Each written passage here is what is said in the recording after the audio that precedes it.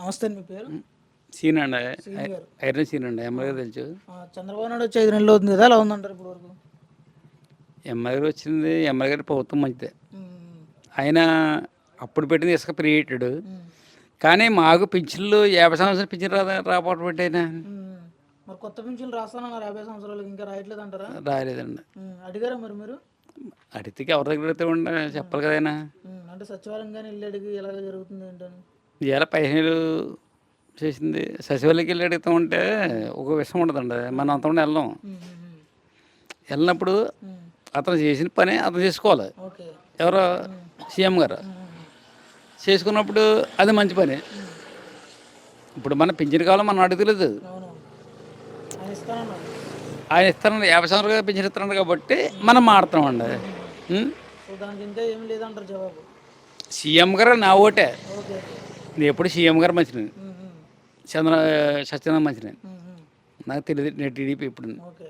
నేను అందులో మాట తప్పను. అవునవును. కానీ నాకు ఇవ్వలేదని లేదు. ఉమ్, కనీసం బ్యాంక్ లోన్ కూడా తీసుకోలేదు ఇప్పటికి. ఉమ్, ఉమ్, ఉమ్. ఒక్క లోన్ తీసుకుని నాకు సర్టిఫికేట్ చూపించమండి. ఓకే. నాకు ఎన్ని సర్టిఫికేట్లు ఉన్నాయి. ఉమ్. నేను లోన్ తీసుకోలేదు. లోన్ తీసుకోలేదు ఇప్పుడు వరకు? తీసుకోలేదండి. ఇప్పుడు వరకు పథకాలు ఇస్తాను కదా, 6 పథకాలు, ఏమైనా పథకాలు వస్తున్నాయంటారా? 6 పథకాలు ఈ గ్యాస్ సిలిండర్ అన్నారు, ఫ్రీ గ్యాస్ గ్యాస్ సిలిండర్ వచ్చింది ఒకటి. ఒకటి అన్నారు, పెన్షన్ ఇంకా రావట్లేదు. పింఛన్ రావట్లేదు. మనం అనుకున్న మాటలు కదా ఇవి.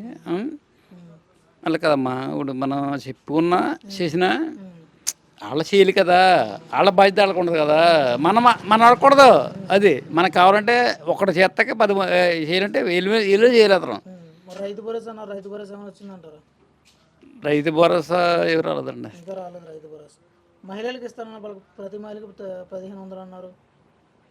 రాలేదండి. తల్లికి వందనం 1500 రాలేదు. ఇంకా రాలేదండి. రాలేదండి. చెప్పండి. మనం చెప్పేది ఏంటంటే ఇప్పుడు సీఎం మంచి వ్యక్తి కాబట్టి మనం మాడతాం అంతే. అవునండి. ఇప్పుడు జగన్ చేశాడు. అతను మంచి పని చేశాడు. వీళ్ళకి 15 ఇచ్చి 18 ఇచ్చి అతను మంచి పని చేశాడు. కానీ చేసింది ఏంటి?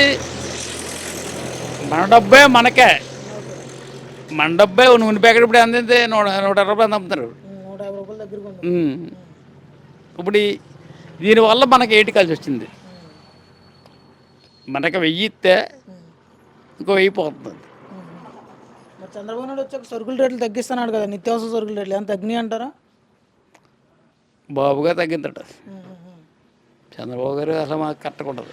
మరి నూనె ప్యాకెట్ కానీ ఉల్లిపాయల రేట్లు కానీ తగ్గింది అన్నాడు. మనం చెప్పలేం. ఆయన మాత్రం కరెక్ట్గా చేస్తాడు. గత ప్రభుత్వం చూశారు కదా, గత ప్రభుత్వంలో పథకాలు కానీ పరిపాలన విధానం ఏ విధంగా ఉండేది అంటారు? గత రోజులు జగన్తో మనకు కుదరలేదు. అది చేసినా కూడా జగను 500 కోట్లే రుసుకొండలో కూడా బిల్లింగ్ కడుతుంది. నాకు తప్పు కదా అది.